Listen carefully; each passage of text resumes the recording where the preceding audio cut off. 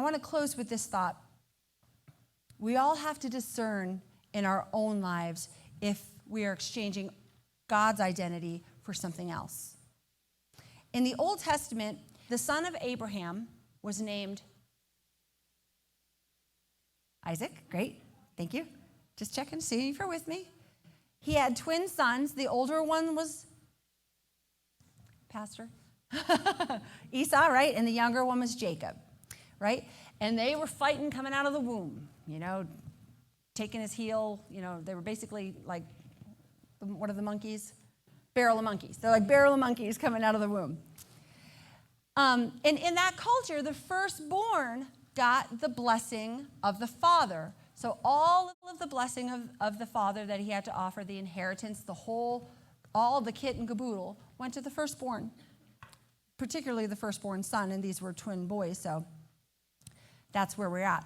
Let's turn to Genesis chapter 25. And we're going to look at verses 29 through 34. And we're coming into the kitchen of Jacob and Esau.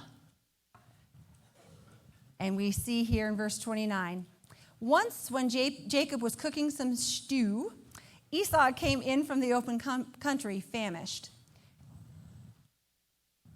To me, they must be teenagers at this point because just the whole dialogue just sounds like two teenagers to me. He said to Jacob, "Quick, let me have some of that red stew. I'm famished." And that is why he's also called Edom, which means red. In verse 31, Jacob, who is a cunning young man, says, "First sell me your birthright." See, Jacob, the younger, understood the value of the identity of his older brother. Stay with me. Verse 32, Esau, "Look, I'm about to die," he said. "What good is this birthright to me?"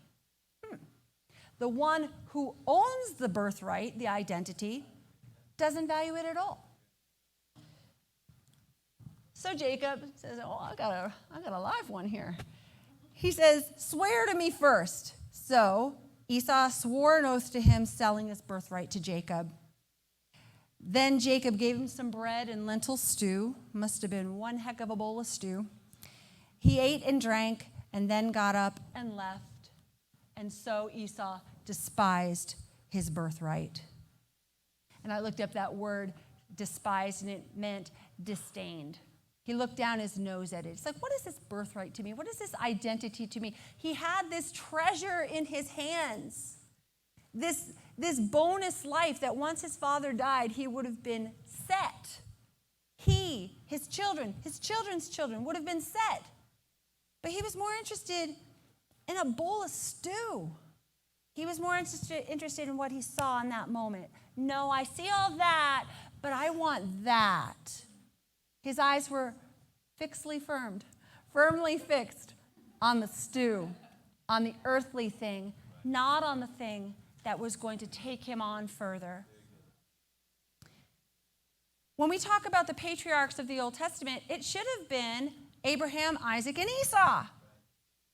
But it became Abraham, Isaac, and Jacob because when Isaac was about to pass away, Jacob moved in and he got what was rightfully Esau's, but Esau gave away.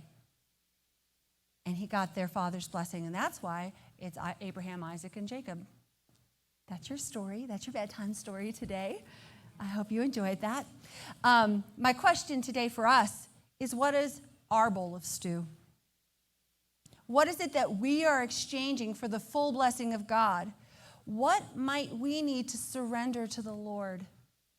What needs to be edited in our lives to make room for God and for what really matters? Because in the end, the only things that really matter in this life are those things that can be blessed by God.